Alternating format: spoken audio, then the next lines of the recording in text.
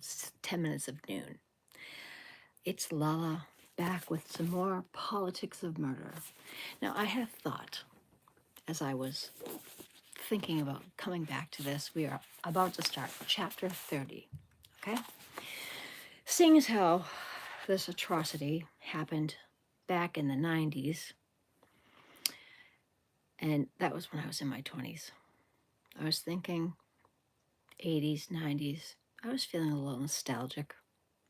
I'm like, that was my, that was my coming up. I was younger.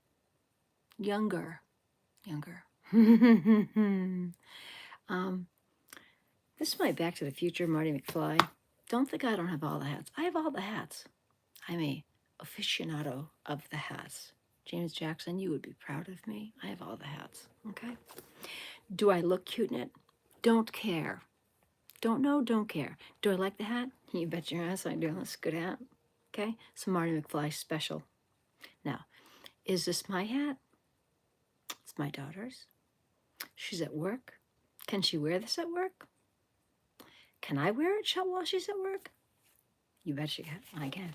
So it's on my head right now. So here's what I'm going to say. We're about to start chapter 30, Lessons in Forensics. I will say what I always say. If you have not listened to the chapters before chapter 30, please go to my page, go to my playlist, go to The Politics of Murder, start at the beginning, hit play all, and listen to all the chapters prior to this, and then come here to listen to chapter 30. This book is banana sandwich. It's amazing. It's a true story. It's wild. But don't just start at chapter 30. You'll be missing out on so much. Yes, I'm back to tea. I don't know what the whole coffee thing was, but I'm prepared if it happens again. You know what I'm saying? Oh, that's so hot. Yeah, that was good. Okay, so, and another sweatshirt. I love sweatshirts. It's sweatshirt weather. And you judge me all you want. I don't care. Okay, here we go. Chapter 30. Lessons in Forensics. The second witness of the day, Mary Kate McGilvery, would later succeed Robert Pino at the State Police Lab when he was fired. In 1997, however, she was Pino's colleague in the serology unit. She'd been there for 10 years. She was a diplomat, meaning someone certified by the American Board of Criminalistics. Her title was Superior Chemist Third at the Serology Unit, a specialty offshoot of the Criminalistics Unit. McGilvery explained forensic serology to the jurors. Answer. Forensic serology is the application of immunology and biochemistry to the identification and characterization of blood and body fluids. The purpose of conducting these serological characterizations is in an effort to generate a generic profile of a particular individual and also to generate a genetic profile of particular blood stains or body fluid stains collected on evidence or at a crime scene. And then those genetic profiles are compared to each other to determine if an individual could or could not be a potential source of that blood or body fluid. That was a mouthful. I doubt very much that this explanation enlightened very many people on the jury. Seriously, that's a mouthful. I doubt it either. The best they might come away with was that she tested the blood and the body fluids for something to see if she could match it to a person. That's where I just came from. That made it for me. That came through the hat. See this? Solid hat. This lesson would get harder as she continued. Oh, there's more. Hello, Laura Pike. Laura, you like my hat? Back to the Future. Marty McFly. We're rolling old school, girl. We're rolling old school. Dig the colors. Psychedelic. I might need something stronger than tea, but we're just starting with tea. Here we go. To obtain a genetic profile on a blood sample or on a known blood sample from an individual, I would look for substances in the blood called genetic markers. A genetic marker is something that an individual is born with. He inherits it from his parents, and it remains constant with him throughout his life. So it never changes. One of the most familiar genetic marker systems, is the ABO system, which is your blood type. So a person could have blood type A, type B, type AB, or type O. And that is a genetic marker system. That is, in fact, one of the genetic marker systems that we use in forensics to help characterize blood stains. That's wild. Thank you. I enjoy this. My daughter's hat, actually. She's at work, so she can't wear it if she's at work. So I'm gonna take that from her. I'm gonna do it myself. Oddly enough, I don't know my blood type. I don't think I care. I'm gonna call my blood type Gen X. My blood type is Gen X. Hose water, if you will. Here we go. Back to this. Usually by this point, a scientific expert witness has lost 50% of the jurors. Usually by this time in the chapter, I've lost 50% of my viewers, but that's okay. I'm still going to read it. Aquario, hello. How are you? Reading a book. If you haven't heard it up till now, go back to my playlist, find Politics of Murder, start from the beginning, press play all. You'll enjoy the whole book before we get to chapter 30. Usually by this point, a scientific expert witness has lost 50% of the jurors. As a reader, you are free to skim over. Oh, Dave. It's saying you're free to skim. Dave, the book even says you can. I'm sorry, you guys. I need a tea for a second. Hold on. I yelled at Dave for skimming. And now the book says Dave can skim. Sorry, Dave. I'm sorry, Dave. Okay, here we go. As a reader, you are free to skim over or past all of this, but as a juror, you are forced to listen to every difficult concept that she is explaining. At least half of them are probably wondering when the judge will let them have their mid-morning break so they can stretch their legs and get some coffee or tea or whatever. Thank you, Aquario. Oh my goodness. The other half are trying to remember what their blood type is or if they even know it. Gen X. Tap water. Hose water. The important thing for a juror to understand, and which they may miss, is that a serology tests do not definitively identify the source or of the sample. McGilvery explained that when she said consistent with, it meant that a person could not be excluded as a possible source of the biological material. It did not mean that they were the source. When she said excluded, it meant that a person could not have been the source of the biological extract she tested. These tests are therefore generally referred to as exclusionary tests. They are conducted in order to exclude, which they are 100% accurate at doing. So they're accurate at excluding someone, but they cannot say for sure if that person is somebody who could be that person. They can just exclude you. That's a little more broad. The juror who is already lost to the language, I'm guessing most of them, of this science is usually just grasping for an easier way to understand, what the witness is really saying. Okay, just tell me, is he a match or not? How the examiner frames the question is very important. It has an enormous impact on the way jurors hear and process the response from the expert witness. With blood serology, the proper question is the defendant excluded as a potential contributor to that specimen? Because the only 100% accurate result from the test is one that excludes the defendant. The improper question, but one that is always used by the prosecution, is, are the results of that test consistent with the defendant's blood? They try to trick you. If the defendant is not excluded, then the answer is always yes to this question. A juror hears consistent with as a potential match to the defendant's blood. The yes answer to the consistent with question gives the juror a false impression that there's a match. Not okay. Riley continued his direct examination. asking for the genetic profile of Janet Downing's blood. McGilvery said it was type AB. She has a PGM subtype of 1 plus, 2 plus. She had an esterase, give me a minute, this is a new word for me, esterase D type of 1. She had an EAP type B. She had an ABA type of 1 and an AK type of 1. See, I'm already lost. I'm reading the book and I'm already lost. I'm going to still read it to you. Doesn't mean I know what the hell I'm saying. McGilvery was reading from a large chart made by the district attorney. It could have been a Times Square billboard. No one in the courtroom understood any of this. Riley continued his questioning. I'm glad that I'm with everybody in the courtroom. Not a clue. I can read the words. Doesn't mean I always know what they mean. Shh, boomers.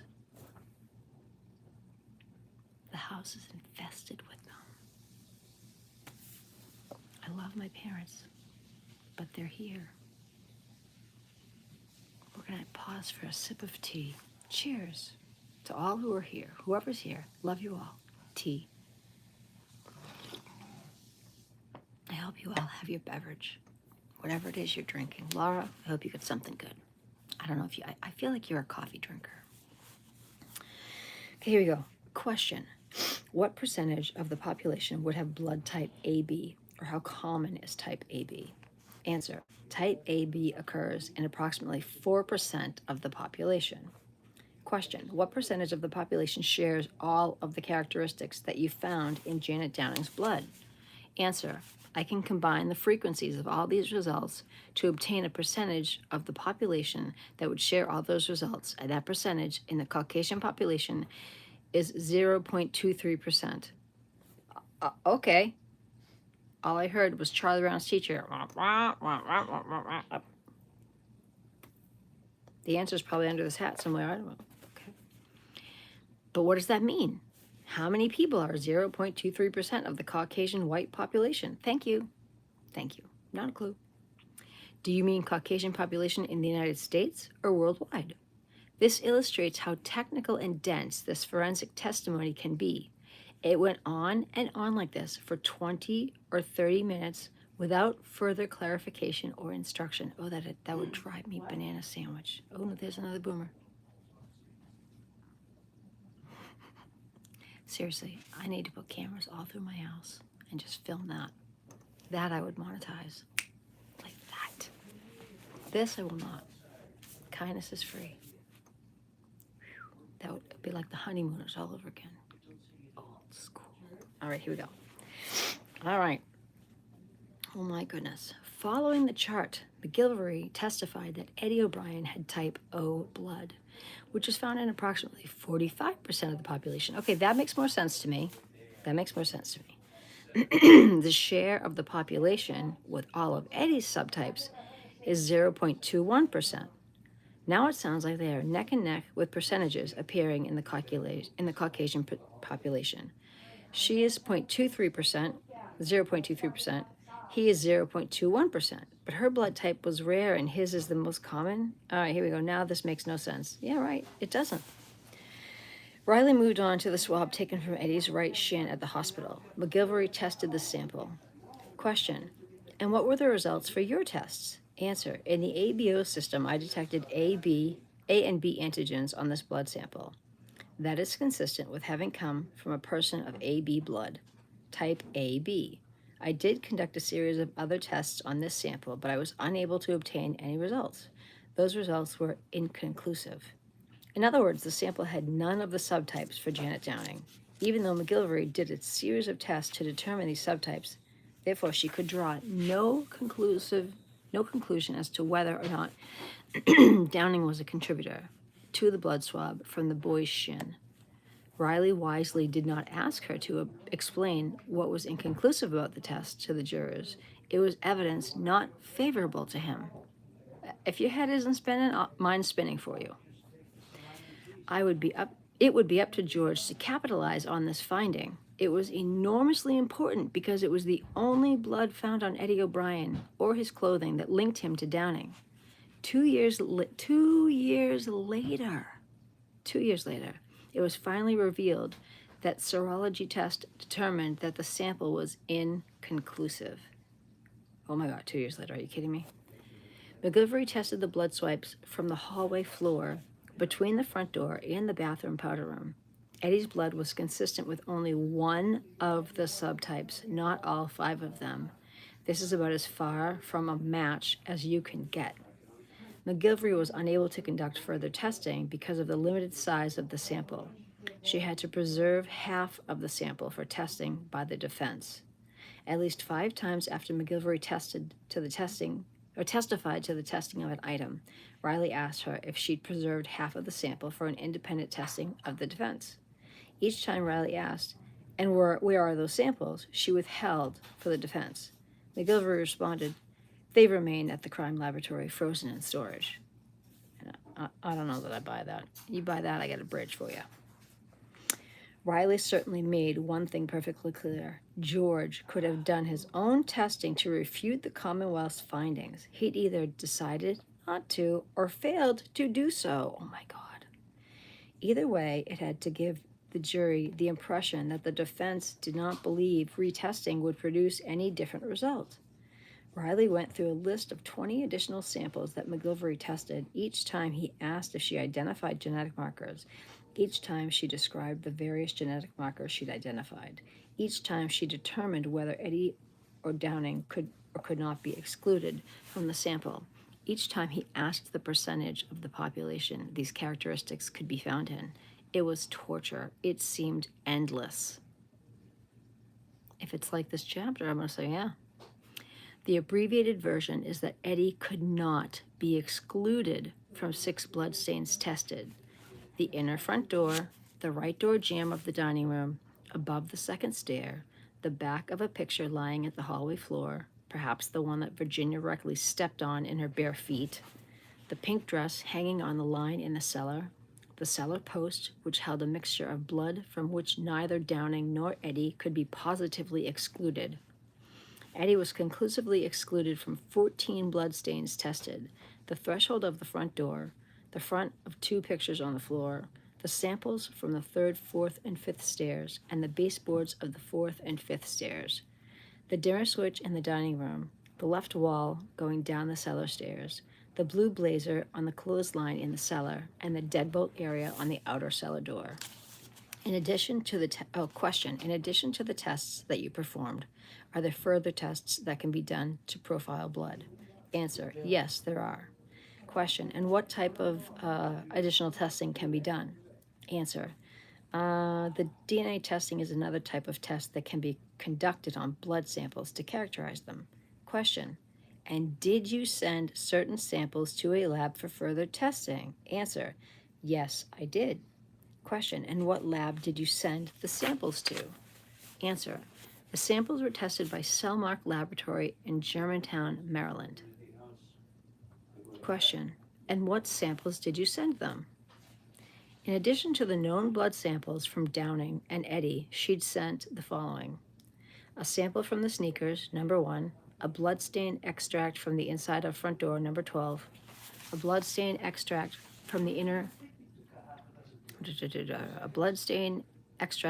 inside front door, number 12, a bloodstain extract from the inner front door above the doorknob, number 13, a bloodstain extract from the right door jamb of the dining room, number 14, a bloodstain extract from the metal piece recovered from the stairway, number 21, a bloodstain extract from the wall on the stairway, number 22, a stained portion of the pink dress, number 38, a blood-stained extracts from inside the cellar exit door by the deadbolt, number 42, bloodstains recovered from the sidewalk on Hamlet Street, number 50, number 69, and number 66, bloodstain extracts from the wooden cellar post by the fingerprints, number 70, bloodstained fingernail clippings from Downing, number 81, and number 82. Hello, Dave. Dave, you're allowed to skip. You're allowed to skim the books that you can. I apologize for nipping at you. You'll go back and hear it. I'm sorry. Hang my head in shame. Listening to chapter 6. You get me hook, line, and sinker. Oh, I'm glad. You can call me Lala. Thank you. I'm just kidding. You can call me Amy. Here we go. I'm glad you're listening. Thank you for the show. It was cute. The snow yesterday. No, I'm listening. Oh, you're listening to them in order. Yeah, when you get to here, you'll hear me apologize to you. The book said you could skim, and I apologize to you. Wait till you get to chapter 30, you'll hear it. Yeah. You like my Back to the Future hat? Like cement. I figure, the book is back in the day.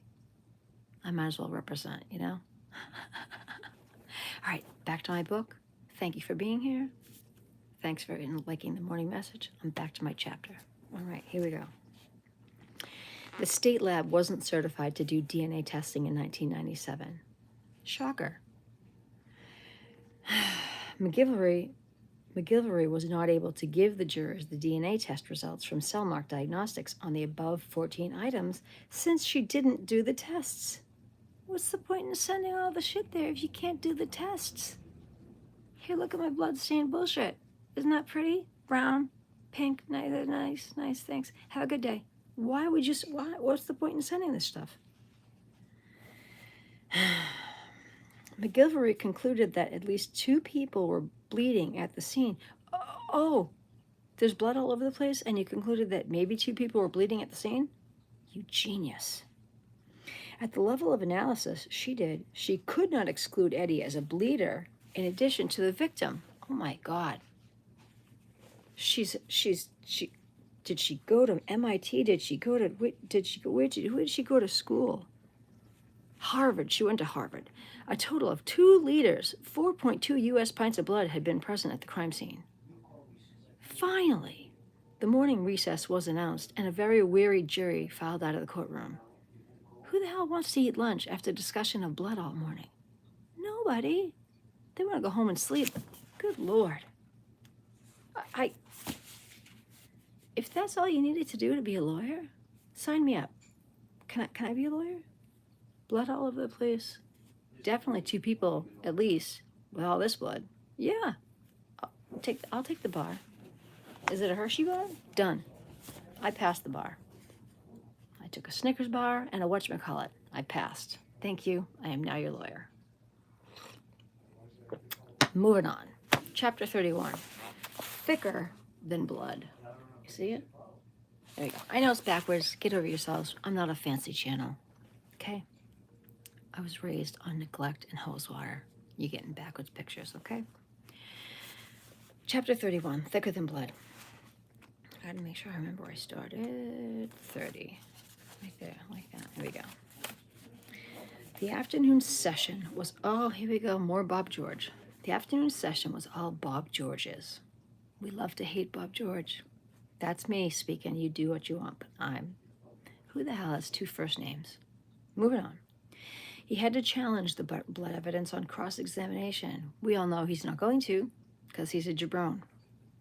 His focus was the blood that was not consistent with Eddie or any of the possible contributors to each tested sample. He started with the blood extracts from the sidewalk on Hamlet Street. They were inconclusive. No blood type could be identified. The blood stain from inside the front door, above the doorknob, showed weak reaction for both AB antigens. And I detected a strong reaction from the H antigen, McGilvery said. She explained this was atypical for a sample from just one individual and suggested that it could be a mixture of blood from more than one individual. The cellar support post had additional blood stains on the side and back. No ABO blood types could be identified when she did her initial report in August of 1995. At that time, she had samples only from Downing and Eddie O'Brien, with which to compare the sample. She eventually obtained blood samples from Paul Downing Sr., Paul Downing Jr., Ryan Downing, and Artie Ortiz. Further comparison in August of 1997 revealed that the stains on the back of the wooden cellar post now had possible single-source contributors that included Janet Downing, Paul Downing Sr., and Artie Ortiz. Interesting. In December of 1995, McGilvery sent a number of bloodstain samples to the FBI lab. This is interesting. Quote, in hopes that they would do DNA testing on them, end quote. Item number 1, a stain from a pair of sneakers, Eddie's. Item number 13, a blood stain on the front door above the doorknob. Item number 21, blood stain extract from a metal piece on the third stair. Item number 30, blood stain extract from the kitchen floor. Item number 31, blood stain extract from the different portion of the kitchen floor. Item number 32, blood stain extract from the cellar doorknob inside the kitchen. Item number 34, blood stain extract, small stair on right wall inside the cellar stairway. Item number 35, blood stain extract, large smear on the right wall inside the cellar stairway. Item number 42, blood stain extract on inside of cellar door exit. Item number 70, blood stain extract from the wooden post by the fingerprints. Items number 50, 51, 56, 57, 66, and 69, all sidewalk bloodstains on Hamlet Street. Items number 95 and 107, known blood samples of Janet Downing and Eddie O'Brien. McGilvery could not determine the date that these materials had been sent because there was no letter of transmittal accompanying them. Why would there be? That means somebody actually did their job correctly. Back then, nobody bothered to do that, so you would not expect there to be that letter, even though there should have been. That would be me, ad-libbing. You know, by chapter 30, you people should know how I do this, okay? And just, you know. Okay, moving on. Disclaimer. She said that a state trooper whose name she could not recall, of course she can't recall it. She said that a state trooper whose name she could not recall came and picked up the package at the lab to transport it to the FBI headquarters. At this point, honestly, it could have been Proctor. We don't know. Maybe. Who knows? She personally examined each item, cut it in half for independent testing by the defense, and then packaged the other half for transport. She did not know when they arrived at their destination or who received them. She didn't know which division of the FBI might have received them. Clearly, these people know nothing, yet they're all getting paid. In June 1996, the samples were returned to her with all the packages unopened. Isn't that fun?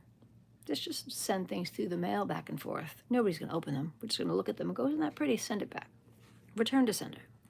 No testing had been done on any of the items submitted in the almost 7 months they were with the FBI. She did not know why. They were delivered back by a state trooper with no letter of transmittal.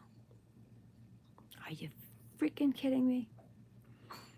In September 1996, approximately 14 months after Downing's death, McGilvery sent several of those samples for DNA testing to Cellmark. Why would you send them back to the company that clearly has proven that they can do jack shit? I need a minute.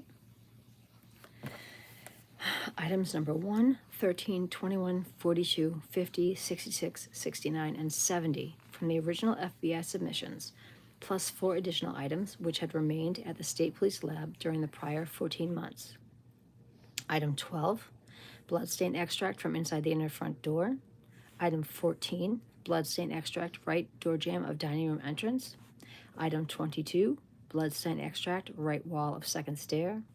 Item 38, blood stained section of pink dress on the clothesline. Testing on item number 21, the extract from the metal piece, the hilt of the knife, was discontinued, she said, because the sample was too small for her to retain half of the sample in the laboratory and still have the analysis done. So we asked them to hold on to it until defendants had the option or opportunity to come and watch them do the testing and review the results as they were being tested.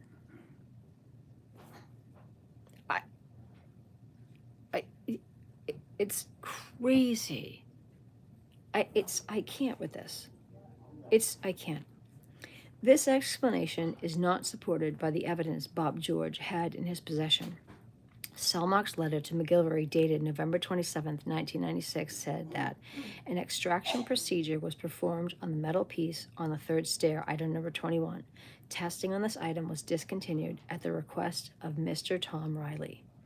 A letter from Cellmark Diagnostics to McGilvery, dated July 25, 1997, describes DNA previously extracted from the thread labeled metal piece on third stair. The DNA was extracted in November 1996, and preliminary testing, PGM testing, excluded Eddie as a possible contributor to the DNA on the hilt of the knife. It was then that Riley ordered further testing discontinued. Oh my God. Oh my God. Nothing in the official correspondence indicates that testing was stopped for the reasons McGilvery now asserted under oath.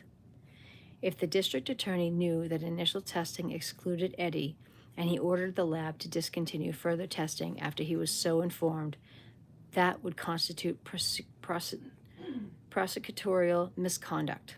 Sometimes I need a second to read this. Raghav, hello. Good morning. How are you? I'm reading a book right now. I can't read what you're saying. Have a lovely day. If you want to hear the whole book, come back, find my playlist of Politics of Murder and start from the first chapter. You can hear the whole book. Okay. However, oh no, right here. Further DNA testing by Cellmark Diagnostics in July 1997 proved that the metal piece, item number 27, oh, right there, contained two DNA profiles, that of Downing and that of a male. But clearly it wasn't Eddie. It was not Eddie. It wasn't Eddie. Let's see. Oh, I'm not a fan of Trump. I don't like him either. So, not a fan. But we're not here to talk about that. I'm reading a book right now. So, anyways, let's see. However, George never connected the dots for the jury. George, he is not a good lawyer, this dude. George never connected the dots for the jury to see how the prosecution may have withheld this exculpatory evidence by not completing the testing.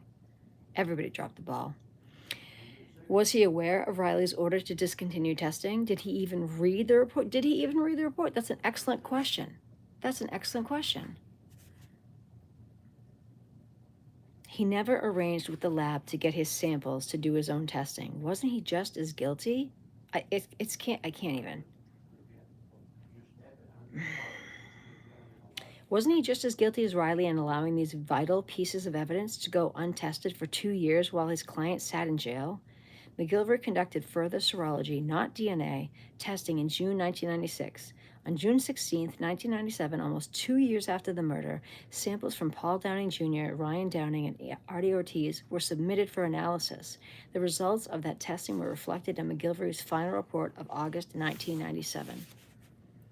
The chart Riley used under direct examination of McGilvery did not reflect how the new samples changed her findings regarding certain important items collected at the crime scene. This is just crazy. Nobody did their job. I have to pause for a second because I just heard my daughter's expecting something, and I just heard the truck stop at the front door. I have to get it because we have a porch pirate in the neighborhood that likes to take what he wants and disappear, and I cannot allow that because this is for my daughter. So bear with me, please. Pause for a moment as I go retrieve her thing from the porch. I must do this because I do not want her thing to be stolen.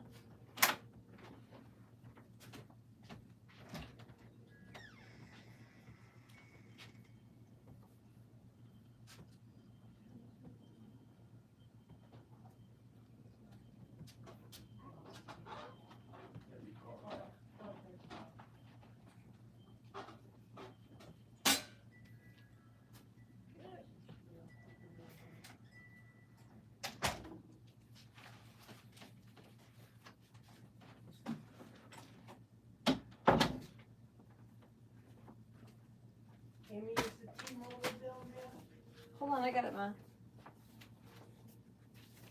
I don't know. Here. You sure? I don't know what's there. Got you.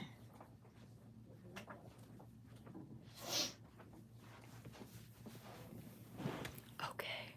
Thank you for your patience. I am back. My daughter's gift is on her bed. She'll be psyched. Okay. I need a sip of tea. Okay, I'm going to kindly ask you, Raghav,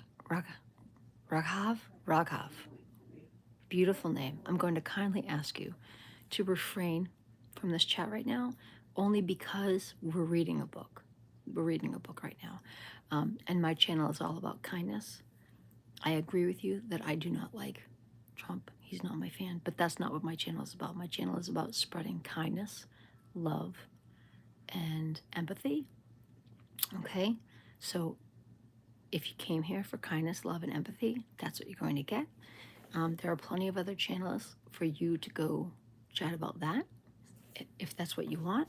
If you want to stay and listen to the rest of this chapter, or if you want to hear the whole book, go to my playlist and find this picture and click on the first and start, and you can hear the whole book. Okay? Thank you. All right, here we go. Oh my goodness, they didn't do anything. These people just dropped the ball the whole time. It's crazy to me. This is insane. All right, here I am, back to the book now. The chart Riley used under direct examination of McGillivray did not reflect how the new samples changed her findings regarding certain important items collected at the crime scene, specifically regarding the blood on Eddie's right shin. Artie Ortiz, Paul Downing Sr., Paul Downing Jr., and Ryan Downing could not be excluded as contributors. Paul Downing Jr. could not be excluded from the blood stain from the hallway floor if the stain was a mixture of more than one individual. Paul Downing Sr.'s blood was, quote, virtually indistinguishable, that's a mouthful, from Janet Downing's in many of the samples. So when McGillivray obtained a result that was consistent with having come from Janet Downing as the single source of the bloodstain, McGillivray could not exclude Paul Downing Sr. either. Item number 36 was a swab taken from the left stairwell wall. Going down the cellar stairs, George asked McGillivray, question, who are the possible single sources of that blood? Answer, in that sample, I was unable to obtain an EAP result, which is what distinguishes Janet Downing from Mr. Ortiz. So in that sample, Janet Downing is a possible single source. Paul Downing Sr. is also a possible single source because he's indistinguishable. And at this level of analysis, Mr. Ortiz cannot be excluded as a single source either. So in other words, all three of them are a single source, which is insane to me. Question, okay, so let's go to item number 70, the wooden cellar post sample. On the big board that Mr. Riley showed you on direct examination, answer, yes. Question, now who were the possible contributors according to your report dated August 7th, 1997, when you had everyone's blood samples? Paul Downing? Answer, yes, assuming that they are a mix. Question, which you do? Answer, right. Question, Paul Downing? Answer, it could be Paul Downing could have contributed into the mixture. Question, Ryan Downing? Answer, Ryan. Question, Mr. Ortiz? Answer, yes. Question, Paul Downing Sr.? Answer, yes. Question, and Edward O'Brien? Answer, yes. Question, how come only Edward O'Brien's name is on that exhibit up there for the jury? Oh, that's shady shit. Answer, I don't know. Question, where is everyone else's name? Answer, they are contained in my report. That is so shady. That is shady. All those people could have been potential contributors, but the only name that everybody saw was Eddie O'Brien's. Are you freaking kidding me? I can't with this. Score 1 for Bob George. Riley took a direct hit on this one. It appeared he was trying to hide this new information in order to implicate Eddie O'Brien alone. Over Riley's objection, the judge allowed McGillivray to add to the chart all the possible contributors to the blood extract from the wooden post, item number 70, the extract from the front door above the handle, item number 13, and the extract from Eddie's right shin, item number 6. Question, and is there some reason that you only received the samples of those other persons that we talked about, Mr. Ortiz, the 2 Downing children? Is there any reason you just received them so late? Hold on, skipped a page. Answer, I have no idea. Question, now, the fingernail scrapings from Mrs. Downing were sent to Cellmark? Answer, yes, they were. Question, and evidently the metal piece, item number 21, was sent to Cellmark? Answer, yes, that was sent out originally, but it wasn't tested until July of 97. Once again, George failed to remind her that testing was done on the metal piece in November of 96, but discontinued at Riley's request. He's such a baboon. He neglected to ask any follow-up questions about these two pieces of critical evidence that conclusively excluded Eddie O'Brien as the source of DNA on them. Granted, McGilvery could not testify to another person's report, but there were ways in which he could have suggested that she understood that these tests excluded Eddie without raising objections. For example, he could have asked whether these items required any additional testing to identify the contributors to the fingernail scrapings and the hilt of the knife. She would have had to say they did not. He could have asked if she knew the identity of both contributors to the material. She would have had to say she did not. His final question then could be if she knew whether Eddie O'Brien's DNA profile had been provided for comparison. She would have had to say it was. There was only two sources of DNA on both the fingernail scrapings and the hilt of the knife, Janet Downing and an unknown male. Instead of asking such questions, which you would do if you were a proper lawyer, he wasn't. George took the witness methodically through every sample and she tested to show that Eddie O'Brien could not have been a contributor to each sample, and that most, if not all, of the Downing family and Artie Ortiz could have been contributors. The impression he was trying to leave with the jurors was that there was a huge volume of blood in the house, all over the dining room, hallway, stairwell to the second floor, kitchen, stairway to the basement, and out through the basement door, and that except for a very few small isolated samples, none of it was Eddie's. That point having been made, a larger, more important question still loomed unanswered. Were any of those other people bleeding at the scene? Yes, they were possible contributors by blood typing, but if they didn't bleed there, they couldn't have contributed to the blood. George didn't have any evidence that one or more of them bled at the scene that night, and Riley drove this point home. Oh my God. I can't. Question. When you are using the word possible contributor, when is it significant? Answer. It's significant if, in fact, the stain is a mixture. So a stain would have to be a mixture of more than one individual for those people to be included as sources of that blood stain. If the stain is from one person, a single source, then only that individual that I mentioned could be the source of that blood. The point was further emphasized using the example of the blood on Eddie O'Brien's right shin.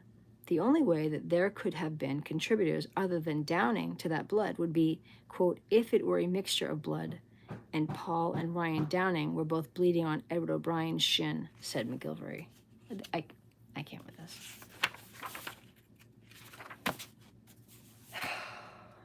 Chapter 32. I gotta pause. That's a lot of blood. That's a lot of blood. I can't with this book. It's crazy. Okay, I need to pause. This book is heavy. There's a lot all at once. There's a lot of information packed into these chapters. I almost said channels. See, I need more than just tea. It's a lot. I'm going to take a pause. I'll come back and enjoy. I'll come back, I promise. I love you all. I'll be back.